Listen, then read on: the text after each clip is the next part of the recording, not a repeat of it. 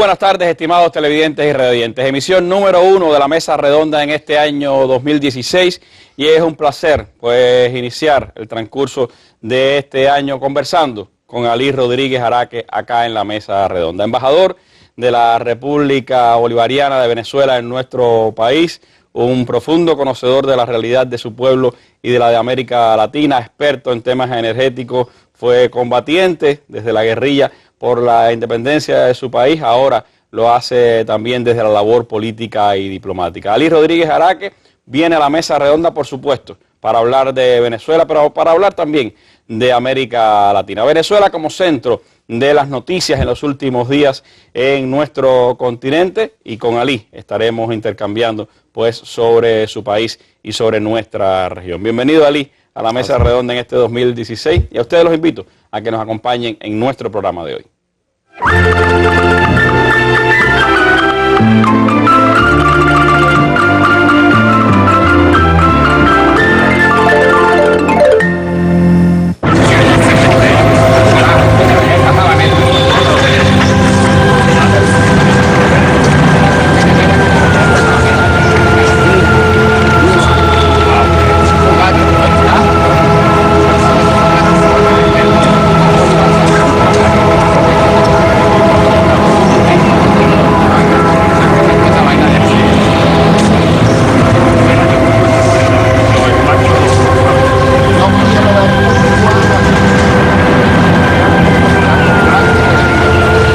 Decirle al país de manera clara, de manera terminante, que la guerra de los retratos es tan falsa como la guerra económica. Eso es absolutamente falso, no tiene nada que ver con la realidad. Pido respeto a la memoria de Hugo Chávez, a sus familiares y a millones de hombres y mujeres que merecemos respeto. Exijo respeto máximo de esa Asamblea Nacional adeca burguesa. No se cantó el himno nacional cuando se instalaron las cámaras. No juraron bajo la Constitución bolivariana. Pusieron la bandera al revés, una bandera de 7 estrellas.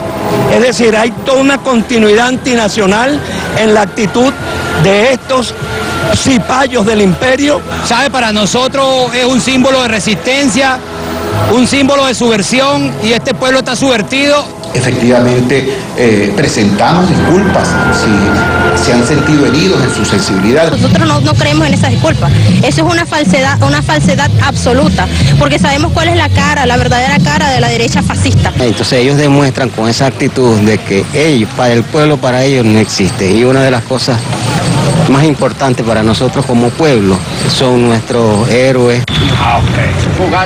Bueno, imágenes que se convirtieron virales en este inicio de año. Ramos Alup sacando de la sede de la Asamblea Nacional el retrato de Hugo Chávez, la figura reconstruida por científicos de Simón Bolívar. Sin duda, una imagen que dio la vuelta al mundo y que se convirtió en el centro después de la asunción de la nueva Asamblea Nacional de Venezuela. Se vive un momento político sin dudas diferente, Alí, en Venezuela. ¿Por qué este miedo de la oposición a estas dos figuras, Simón Bolívar y Hugo Chávez? ¿Por qué tanto rencor contra estas dos figuras? ¿Qué puede simbolizar precisamente un gesto como este en el inicio de este nuevo periodo político en Venezuela?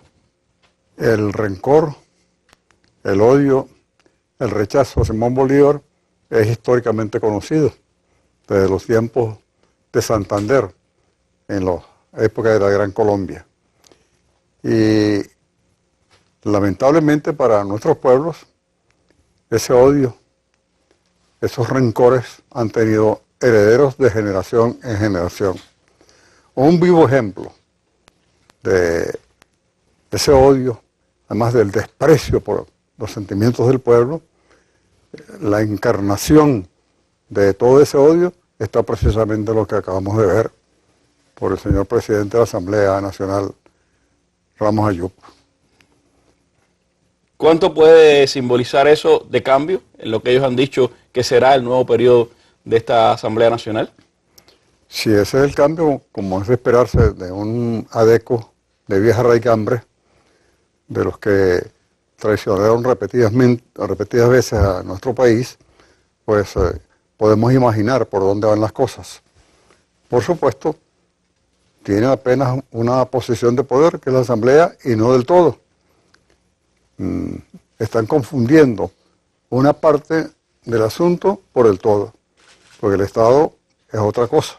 El Estado está aún bajo el control de las fuerzas populares y lo más importante, el sentimiento chavista está profundamente enraizado en el corazón de la gran mayoría de los venezolanos, aún aquellos que no salieron a votar en esta última oportunidad.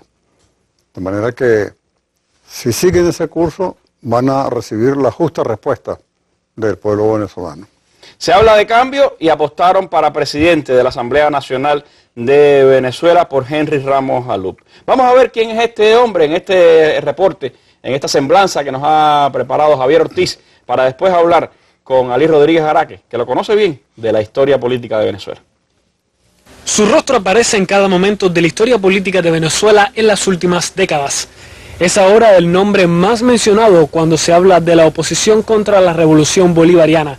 Con 72 años de edad, Henry Ramos Ayub es un político del siglo XX venezolano que logró sobrevivir a la crisis de los partidos tradicionales en su país tras el triunfo electoral de Hugo Chávez y la promulgación de la Constitución de 1999. Su elección como presidente de la Asamblea Nacional de Venezuela es la última línea de servicio en un largo historial en las filas de Acción Democrática, el partido político que predominó en su país durante buena parte de la segunda mitad del siglo pasado. En el año 2000 asumió como secretario general de Acción Democrática cuando esa organización política había perdido apoyo popular. El liderazgo de Ramos Ayub coincidió con la crisis de los partidos políticos tradicionales en Venezuela. En 2011, cables secretos de Wikileaks revelaron cómo Ramos Ayub pidió recursos y apoyo a la embajada estadounidense en Caracas. Los diplomáticos de Washington estaban muy al tanto de los conflictos internos en Acción Democrática por la gestión de su líder. Ramos Ayub conduce ahora a un poder legislativo dominado por la coalición opositora conocida como Mesa de la Unidad Democrática, que desde la Asamblea Nacional de Venezuela pretende expulsar del poder a la revolución bolivariana. Javier Ortiz, especial para la Mesa Redonda. Y los cables de Wikileaks no solo revelaron que Henry Ramos Ayub fue a la embajada norteamericana a pedir dinero para su organización política, también revelaron las opiniones del entonces embajador de Estados Unidos, William Brownfield, sobre Ramos Ayub. Según los cables de Wikileaks, el embajador Brownfield calificó a Ramos Ayub de grosero, abrasivo, arrogante y puntilloso. Dijo, no tiene imaginación, es fanfarrón e incluso repelente. ¿Por qué un hombre así es el que escoge Ali la oposición venezolana para presidir la Asamblea Nacional? ¿Es esa apuesta por el cambio la que él representa? ¿Cuánto de la Cuarta República se arrastra con esta persona? ¿Y qué puede significar en cuanto a las disputas internas dentro de esa oposición venezolana? Esto es obra de las negociaciones del típico comercio político que existe entre esos sectores en Venezuela. Vamos a ver cómo va a ser el desarrollo ulterior de esa alianza que tiene muchos conflictos internos porque representan distintos intereses, distintas tendencias, no representan un todo coherente, un todo homogéneo, sino muy lejos de eso, está plagado de contradicciones. Por el momento exhiben esa arrogancia con que aparece Ramos Ayub allí en la Asamblea Nacional, pero la procesión va por dentro. Vamos a esperar un tiempo para ver cuál es la realidad de esa alianza que transitoriamente se ha estructurado contra el chavismo. Que para muchos sorprendió, incluso se esperaba que fuera Julio Borges, que era el representante de la fuerza política dentro de la MUD, que había obtenido más votos, el que presidiera la Asamblea Nacional, y de pronto se aparecen con este hombre. ¿Deuda con la Cuarta República, cree usted? De alguna manera ahí hay muchas negociaciones que uno no conoce, porque en fin de cuentas son negociantes de la política. Ramos Ayub es bien conocido, aplicando las palabras de su propio jefe ideológico, Rómulo Betancourt, un cadáver insepulto de la Cuarta República. Y no es raro pues que exhiba esas posiciones que tiene, pero lo que sí no cabe la más mínima duda es que es el producto de una negociación en el seno de la oposición venezolana y particularmente de la MUD y muy particularmente con esos sectores que representa Borges.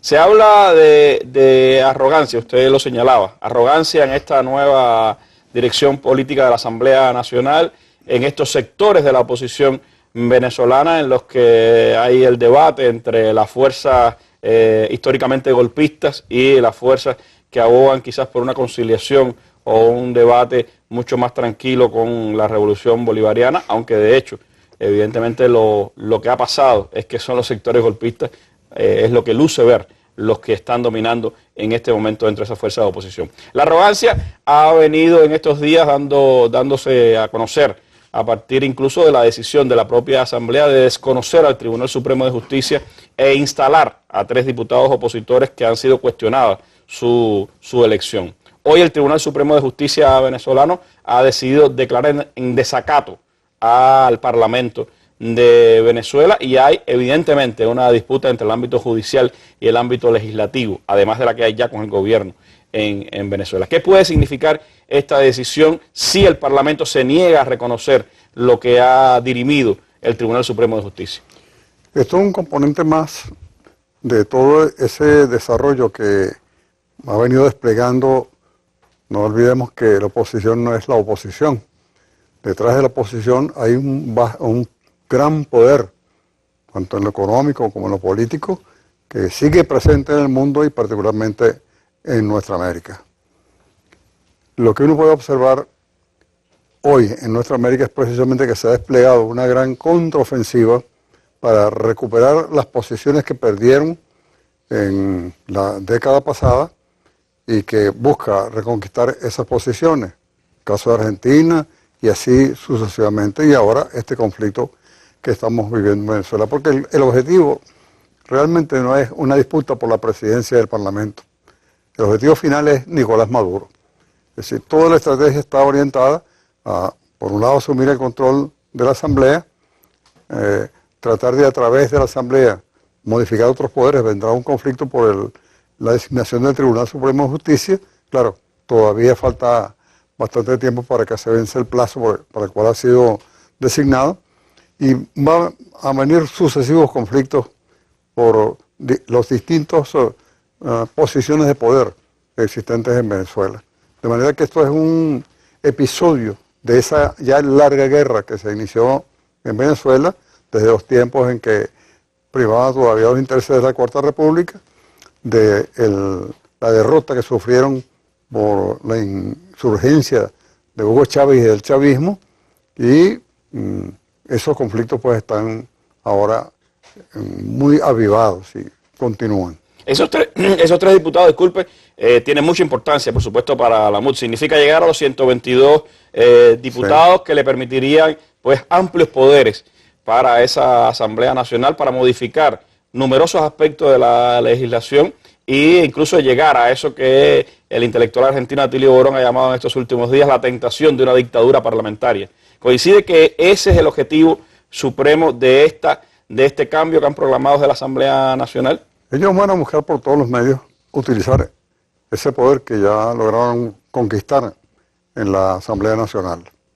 Y desde allí, por supuesto, van a cañonear literalmente el Poder Ejecutivo e impedir la acción del gobierno, porque en la Asamblea, además de aprobar las leyes, se aprueban decisiones, por ejemplo, créditos adicionales que sean necesarios para el desempeño normal de las funciones del gobierno. En fin, la Asamblea Nacional puede colocar muchos obstáculos para la buena marcha de la gestión del gobierno. Y eso puede generar ulteriormente o muy pronto un verdadero conflicto de poderes, lo cual llevaría obviamente al chavismo a tener que movilizar su fuerza, que está en la calle y que está hasta ahora, hasta cierto punto, a la expectativa. No ha sido necesario hacer un llamamiento a la movilización, pero no tengo absolutamente ninguna duda de que si las circunstancias lo exigen, pues se hará ese llamamiento y se producirá esa vasta movilización en la calle. Por otro lado, hay otro factor muy importante de poder, que es la Fuerza Armada. En la Fuerza Armada hay un profundo sentimiento chavista, porque es toda una generación que se formó precisamente en los días de la Cuarta República y en la insurgencia contra todos los desmanes de la Cuarta República, que encarna hoy un Ramos Ayub y compañía. De manera que estamos en un proceso de ajuste de la situación, pero lo fundamental es que el pueblo es en su inmensa mayoría un pueblo chavista. Bueno, de esa disputa de poderes, de lo que puede pasar, de las leyes que pudieran venir o de las que se pudieran trabar en el transcurso de esta legislación o de esta legislatura de la Asamblea Nacional, le propongo hablar en el próximo segmento de nuestra mesa redonda. Vamos a hacer un breve alto y regresamos para continuar conversando con Ali Rodríguez Araque.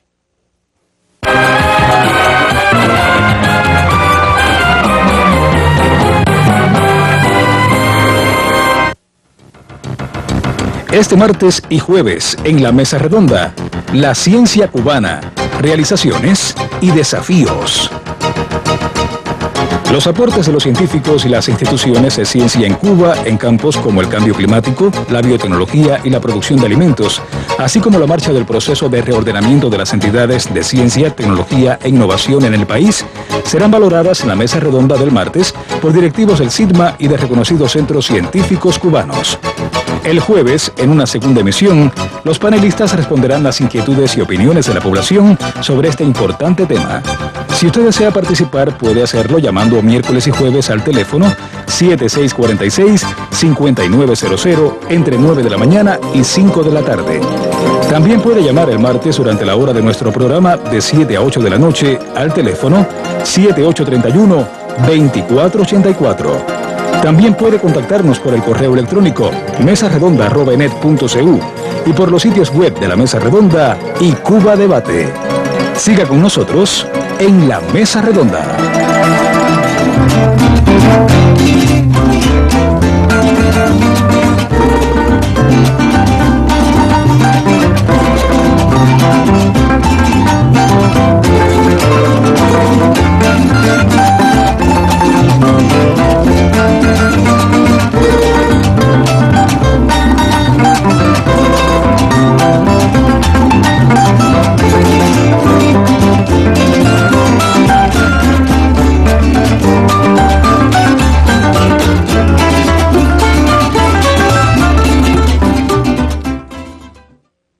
De Venezuela y de su realidad política y económica actual seguimos hablando aquí en la Mesa Redonda con Ali Rodríguez Araque, embajador de la República Bolivariana de Venezuela en nuestro país, en una transmisión de la Mesa Redonda que además está siendo seguida ahora mismo por las redes sociales. Están compartiendo con nosotros acá en el estudio parte del equipo del sitio web Cuba Debate, del equipo de la Mesa Redonda y también estudiantes de la Facultad de Comunicación Social de la Universidad de La Habana, que están pues en tiempo real transmitiendo esto que estamos desarrollando acá en el estudio 11 de la televisión cubana y que también, por supuesto, pues tendrá reflejo en los sitios web de Cuba Debate y la Mesa Redonda. Ali, la nueva dirección de la Asamblea Nacional, la oposición en mayoría dentro de la Asamblea Nacional, ha hablado de proyectos, ha hablado de prioridades.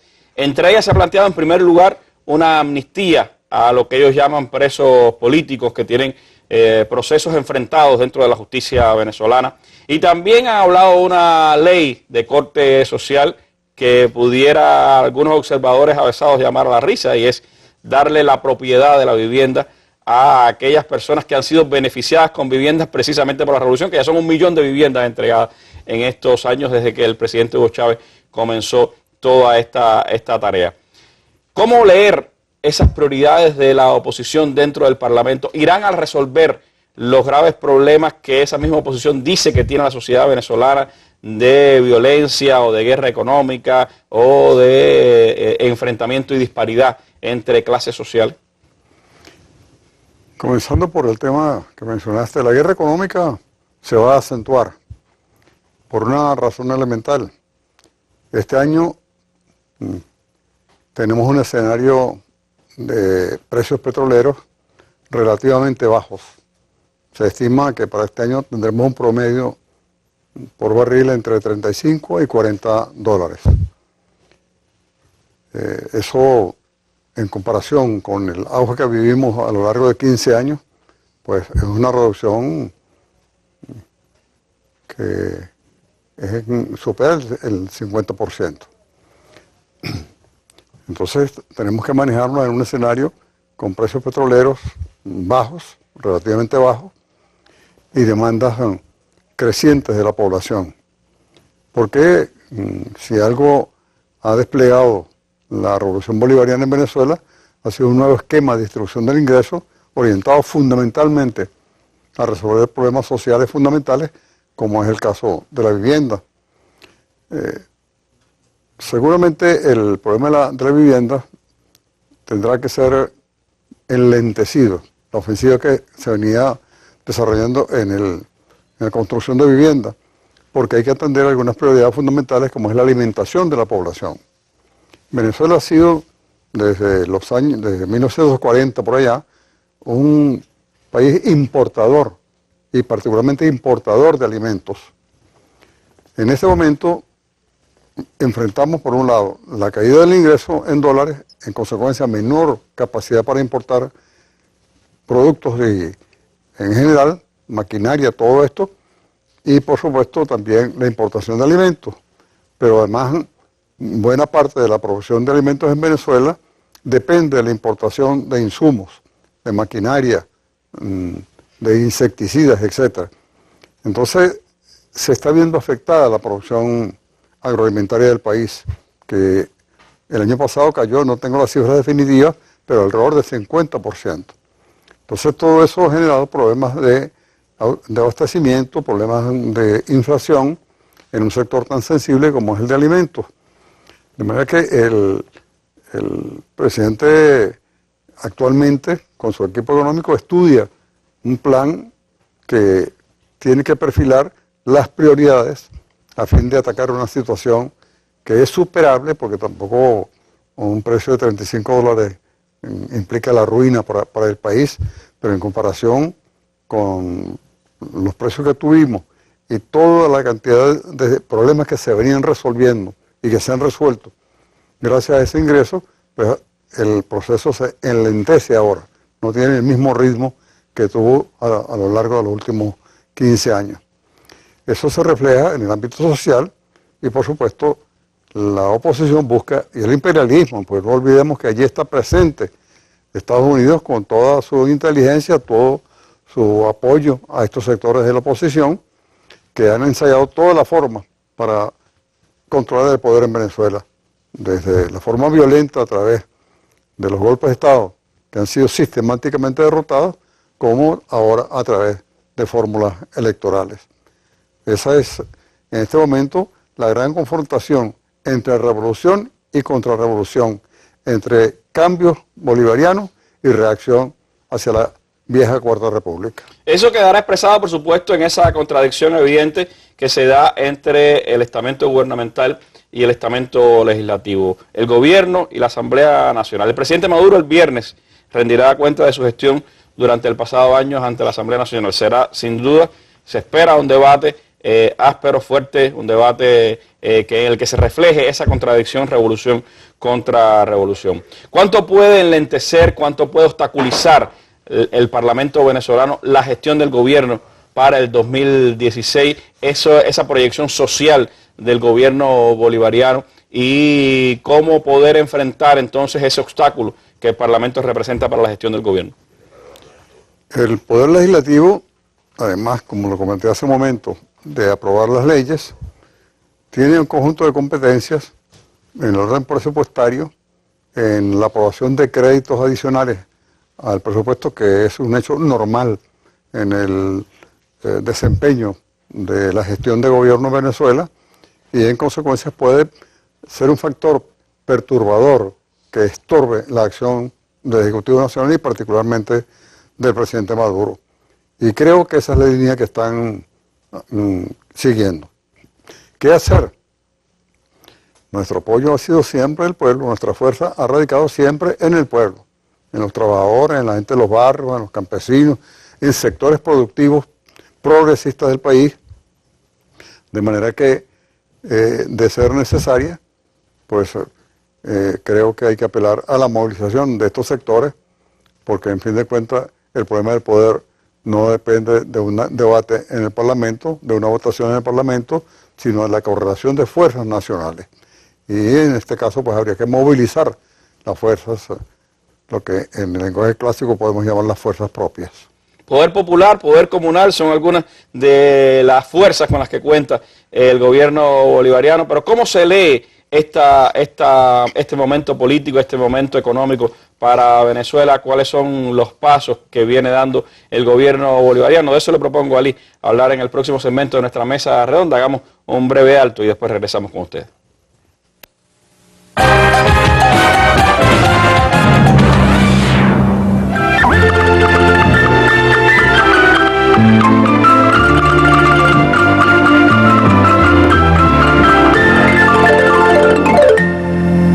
Comuna, el poder popular.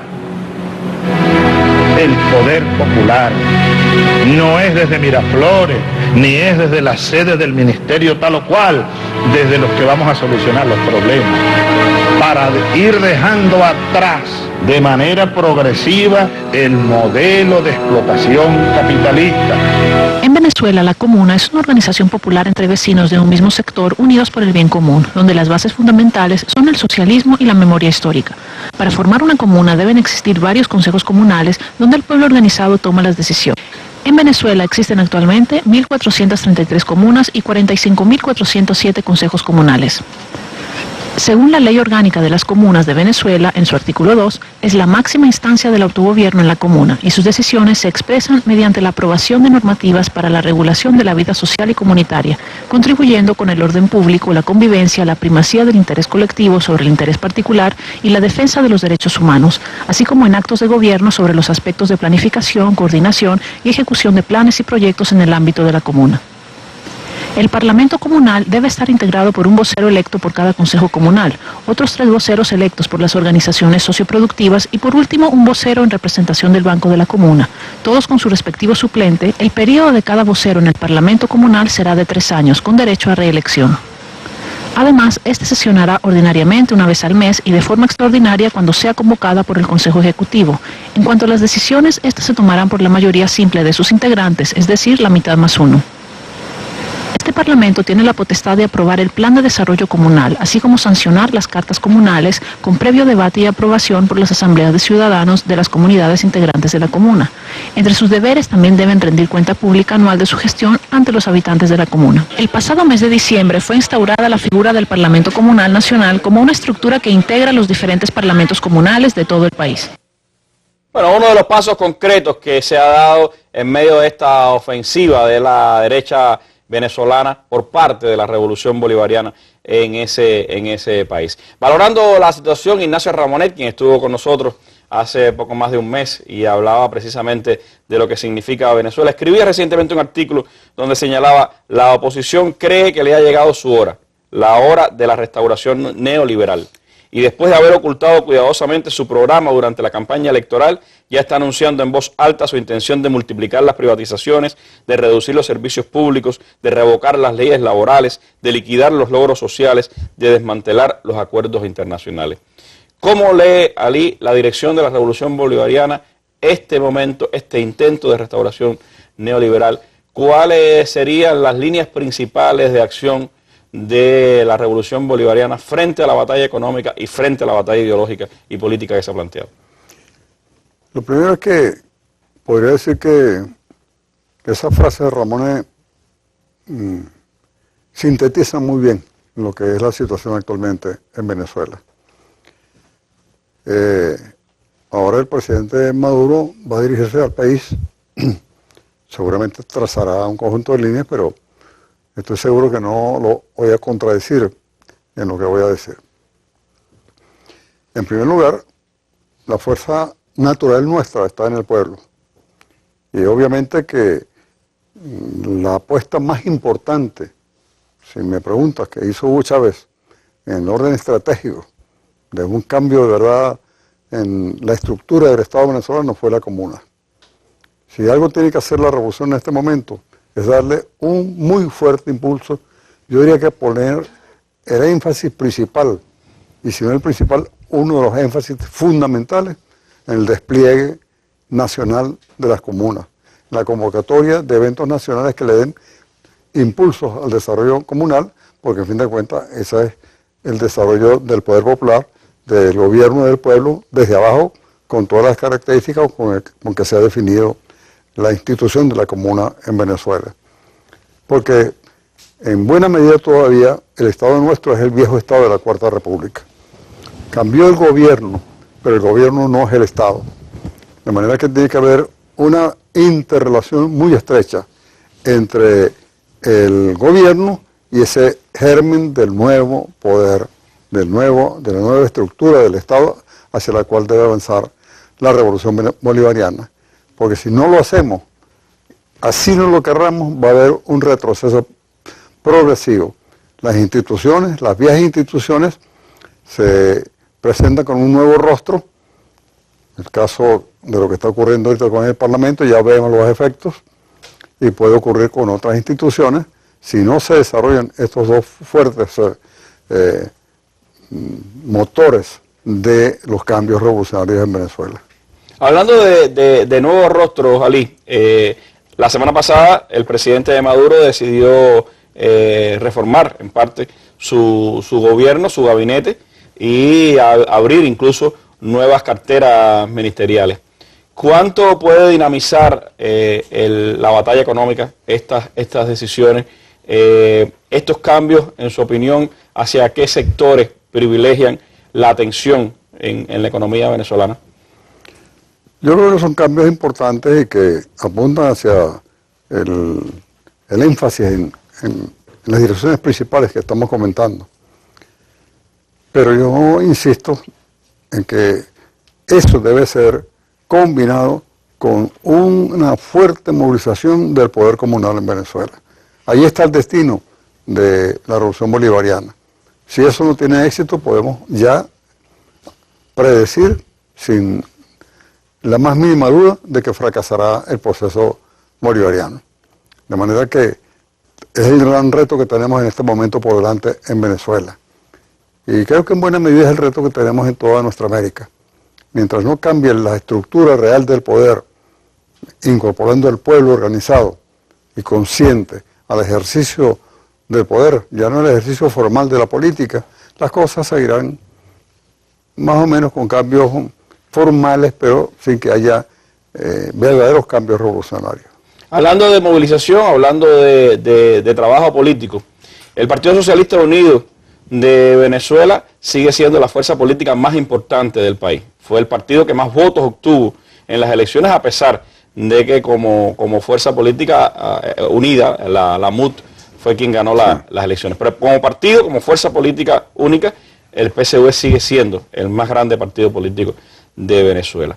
¿Cómo aprovechar esa fortaleza? ¿Cómo utilizar el caudal político del PSUV en función de movilizar al pueblo y dar la batalla política ideológica en las comunas o en las calles? Bueno, ya en la dirección política se inició un debate, un balance de lo que ha ocurrido. Creo que se requiere un balance, ya no solamente del resultado electoral, sino un balance general de la gestión bolivariana, y no solamente la de Nicolás Maduro, donde han habido muchos éxitos, muchos aciertos, pero también, como es natural, algunas debilidades, algunos errores. Eso hay que hacer, balancearlo y ver las correcciones que en este momento exige el mismo proceso revolucionario en Venezuela.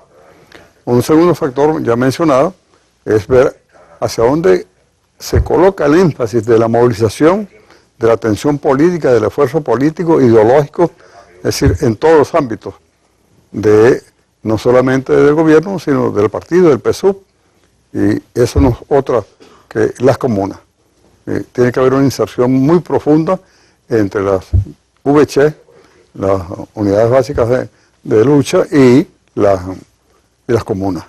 Ahora, de las crisis siempre se ha dicho que salen también soluciones, y evidentemente está enfrentando Venezuela, su revolución bolivariana, un momento, pudiéramos decir, de crisis frente a este planteo de la oposición. Crisis que también tiene que ver con un elemento que usted manejaba ahorita, que es los precios del petróleo. Una economía que se ha basado durante mucho tiempo en el poder del petróleo y en lo que significa para el desarrollo del país. ¿Cuánto puede cambiar la dinámica entonces económica de Venezuela el tener que enfrentar esta crisis? ¿Cuánto estas apreciaciones del presidente Maduro sobre el tema de la agricultura, sobre el tema del desarrollo de otras ramas de la economía pudieran avanzar aún en medio de lo que significa menos financiamiento por el petróleo? Hace un momento hablamos de un orden de prioridades. Eso vale incluso en la economía doméstica. Si a ti te cae el ingreso en un 30, 40%, lo primero que tienes que hacer es, bueno, ¿de qué vas a prescindir para concentrar el gasto en lo que es esencial, la alimentación, los servicios, bueno, lo que es indispensable para el desempeño normal de la vida cotidiana? Eso vale igualmente para la gestión del Estado. En este momento hay que hacer un estricto orden de prioridades. El primer problema para una sociedad es la alimentación. Nosotros desplegamos además una intensa campaña por resolver el problema de la vivienda. Nosotros tenemos un déficit, o teníamos un déficit de 3 millones de viviendas. Estamos en una primera fase por construir 1 millón, ya llegamos a las 800.000 viviendas. Un esfuerzo que seguramente ahora, por la alta inversión que esto implica, se va a pausar, se va a enlentecer, mejor dicho, porque la primera prioridad es la alimentación, los servicios, transporte, es decir, todo aquello que es indispensable para el desarrollo de la economía y de la vida cotidiana del pueblo.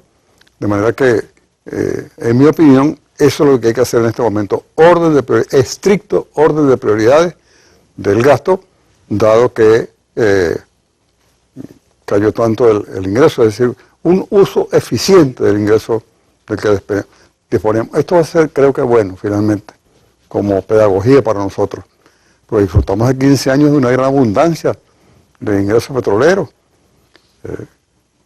Nosotros llegamos a tener precios por encima de los $100 y ahora tenemos que manejarnos con un precio que va a oscilar entre los 35 y los $40. Eso es lo que se prevé para este año. Usted que es experto en temas energéticos, sí, y en temas petroleros, a los próximos años, a mediano plazo, ¿ve algún cambio posible o se mantendrá más o menos? Las proyecciones de la OPEP y también de la Agencia Internacional de Energía, que son los dos componentes importantes para analizar, coinciden bastante.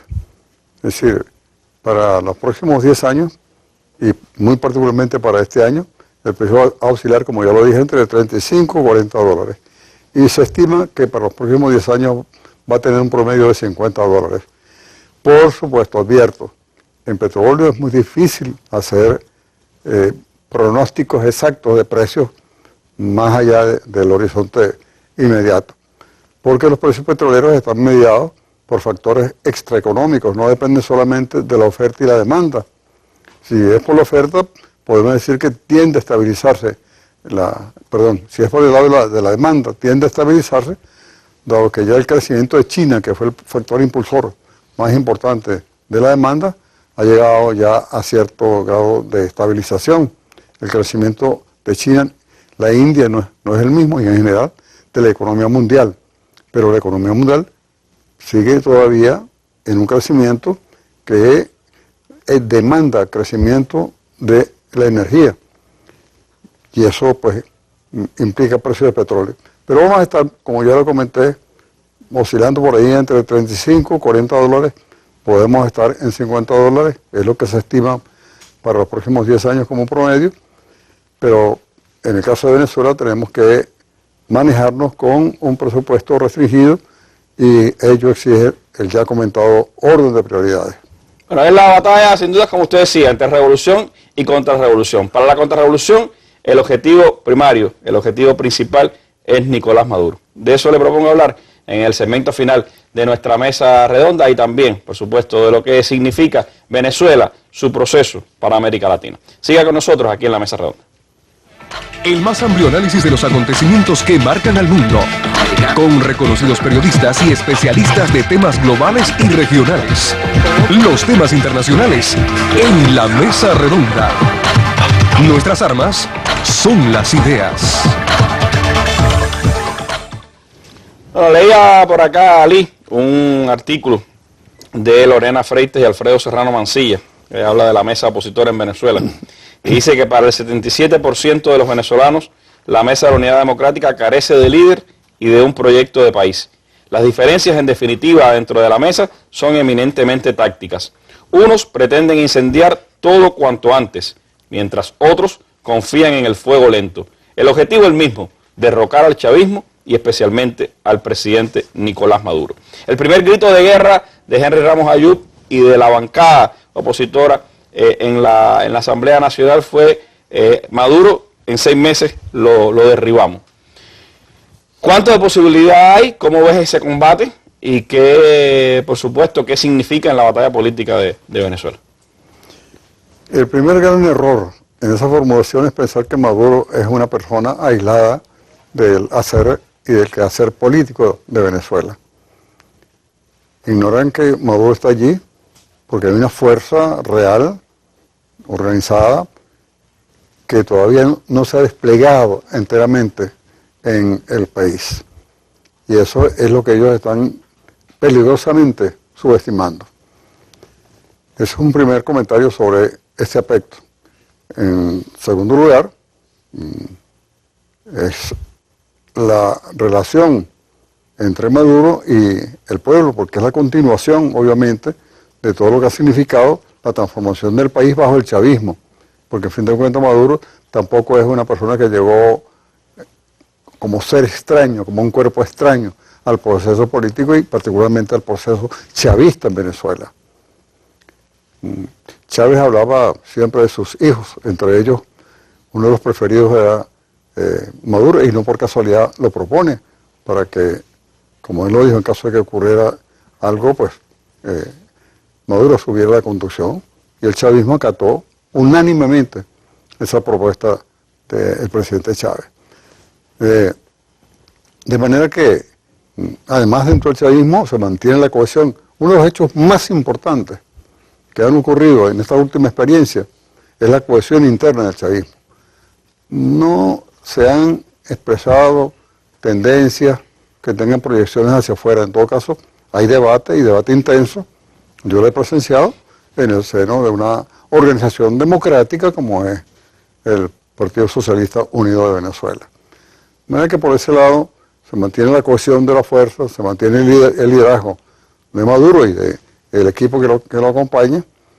Por supuesto hay que ahora analizar esta nueva realidad económica delicada, no tanto como algunos piensan, pero que implican una caída importante del ingreso, que implica un conjunto de sacrificios en algunos sectores, tanto de la actividad económica como de los sectores sociales, de manera que pues hay necesidad en este momento de ciertas redefiniciones en el orden económico, en el orden social y por supuesto también en el orden político.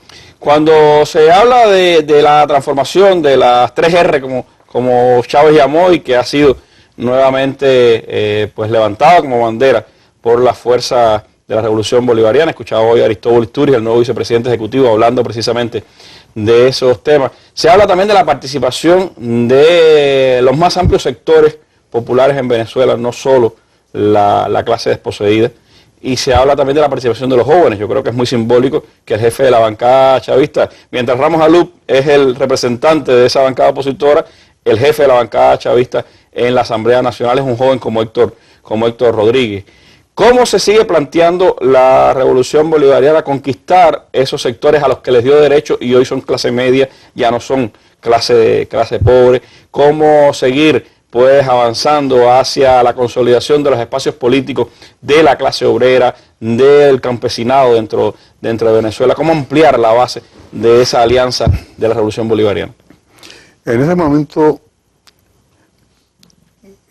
luce que es necesario hacer un reanálisis de nuestra realidad y dentro de ese análisis la estructura social del país, donde han ocurrido importantes cambios, como acabo de comentar, precisamente por la política de distribución del ingreso que ha seguido la Revolución Bolivariana y que ha elevado el estatus social, llamémoslo así, de miles, yo diría que millones de venezolanos de la vieja condición en que se encontraban de pobreza y pobreza extrema a niveles más elevados.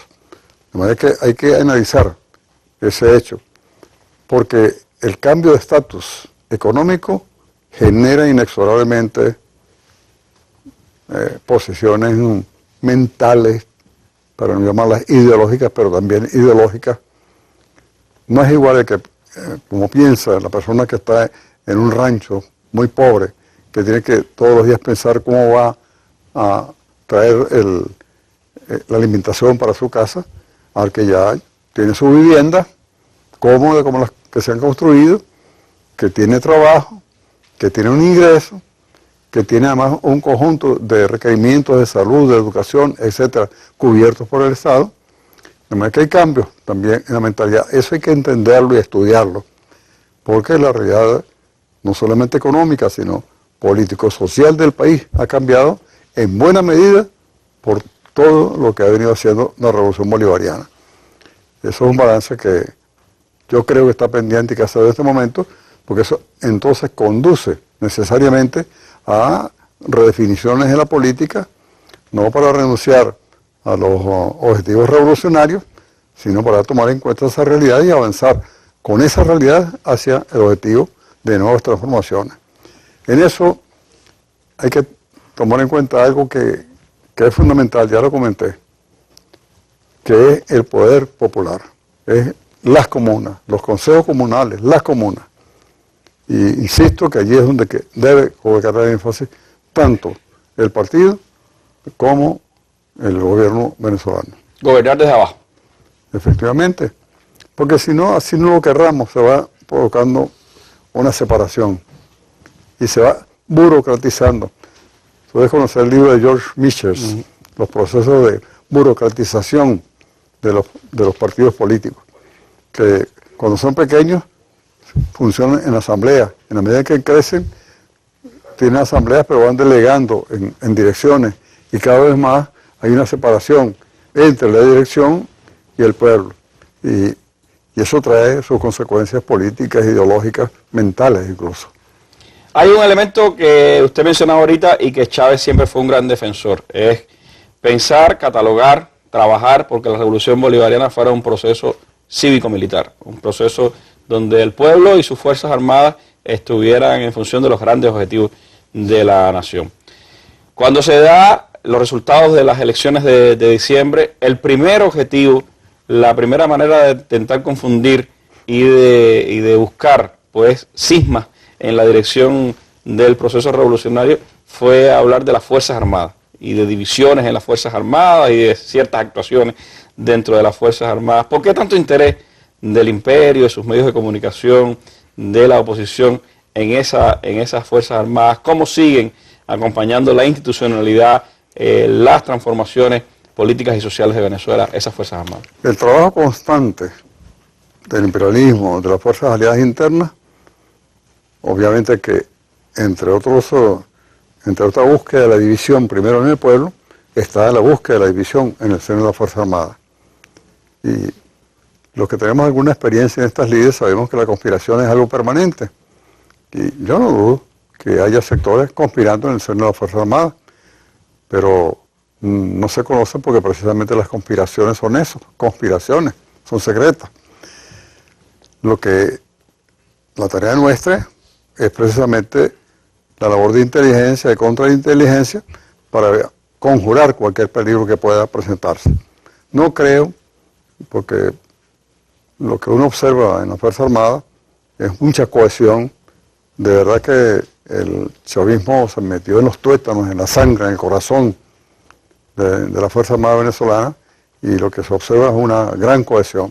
Esto, insisto, no descarta que haya alguna gente conspirando desde afuera hacia el seno y algunos dentro del propio seno de la Fuerza Armada. Pero el otro factor a tomar en cuenta que dificulta el trabajo de conspiración es la identidad que hay entre la Fuerza Armada y el pueblo.